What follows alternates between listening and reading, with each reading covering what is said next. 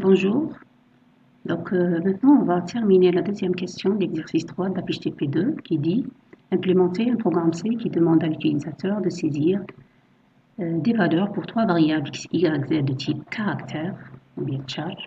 Donc, il faut souligner les mots-clés. Puis, permute de façon circulaire. La deuxième clé. Vers la droite. D'accord? On va permuter quoi? Le contenu des variables et affiche donc les valeurs des trois variables. Par exemple, si x vaut A, y vaut B et z vaut C, au départ, à la fin, on aura x qui vaut C, y A et z B. Donc, on va illustrer ça d'abord par un schéma pour bien comprendre le problème. Si je suppose que donc, les variables de type char sont donc des cases, des adresses de cases mémoire, je vais définir par des boîtiers comme ça. Donc X, la boîte X, la boîte Y et la boîte Z. X va contenir le caractère A, Y va contenir le caractère B et Z, C. Donc ici, si on veut permuter de façon circulaire vers la droite, donc on aura plusieurs choix. Moi, j'ai choisi ce chemin. Je vais commencer en premier par permuter donc entre X et Z, d'accord? Deuxièmement, donc je dois permuter entre X et Y. Et à la fin, donc je vais donc permuter entre Y et Z. Je peux choisir un autre chemin, c'est-à-dire je pars ici par permuter entre X, Y, ensuite entre Y, Z, et à la fin entre Z et X. Ça dépend bien alors entre Y, Z, ZX et XY. L'essentiel, la permutation doit se faire vers la droite et de façon circulaire. Donc si j'ai choisi donc le premier ici, 1, 2, 3, à la fin je dois avoir, regardez le C ici, X va recevoir, va contenir donc le caractère C, le Y va contenir le caractère B et le Z, pardon, Y va contenir le caractère A et Z, le caractère B. Donc les étapes à faire sont les suivantes. Premièrement, ici, on va permuter entre quoi et quoi?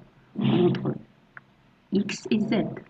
Si je permute entre X et Z, donc la valeur C va être ici donc, affectée à la variable X. Alors si je commence par mettre donc cette variable C dans ce caractère C dans la boîte X, je vais écraser ce A.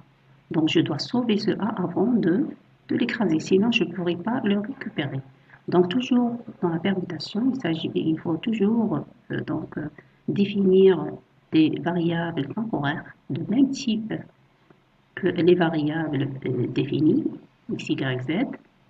Alors je vais par exemple nommer une variable temporaire x où je vais sauvegarder la valeur du contenu de x. De cette manière, et quand j'aurai sauvé ce A, c'est-à-dire le contenu de x, alors je pourrai écraser cette valeur x en mettant le C ici dans la case mémoire x de cette façon. Et donc, si je permute entre x et z, je vais avoir comme ça.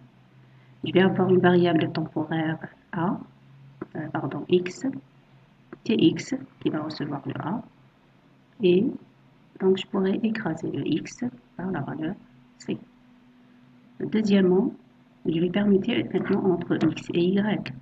De la même manière, pour pouvoir donc permuter, je dois sauver cette valeur qui est b.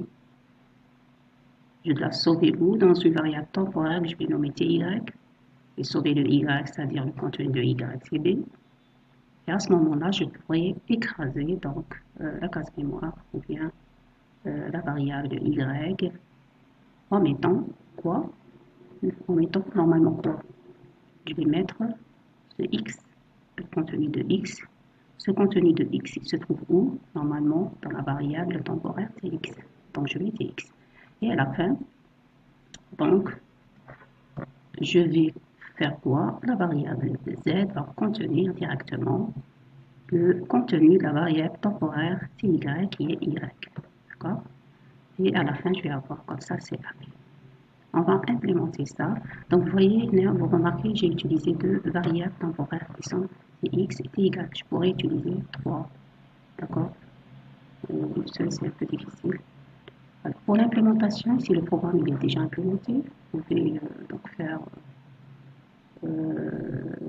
copier écran, bien arrêter ici le contenu de la vidéo et donc, copier le programme. Regardez ici. Donc, j'ai défini trois variables ici, x, y, z de type char. Les variables temporaires, c'était x, c'était y, aussi de type char. Je dois commencer par donc lire les variables comme vous savez le faire maintenant avec le scanf. Les variables x, y, z. Et ici, attention, faites un espace parce que c'est des caractères. Donc, on a le droit d'insérer qu'un seul caractère ici et pas une chaîne de caractères. Un seul caractère. Donc, je saisis le x, y, z. Maintenant, je vais afficher la permutation. Avant de faire la permutation circulaire, je vais afficher le contenu de x, y, z de cette manière. Vous le savez le faire maintenant. Après, je vais commencer par me permuter. Donc, je vais appliquer ici l'algorithmique que j'ai fait. Les pas 1, 2, 3. De cette manière. Donc, je vais sauvegarder le contenu de x dans la variable temporaire tx. Ensuite, cette variable x, donc, je pourrais écraser en affectant le contenu de z. Et puis, définir la variable temporaire ty où je vais sauver le contenu de y. Et puis, je pourrais alors, une fois sauvé, l'écraser en mettant la variable tx qui est x. Et à la fin, z reçoit ty. Et l'affichage après la permutation se fait de cette manière. Je fais une exécution parce que la compilation est déjà faite. Alors, pour l'exécution, allez, on me demande de saisir le x, je vais mettre le A, y, B, Z, C.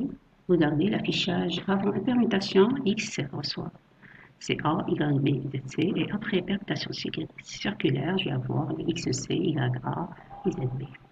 Très bien. Je pense que c'est clair. Il y aura des questions, donc on verra après. D'accord. Allez, bon courage.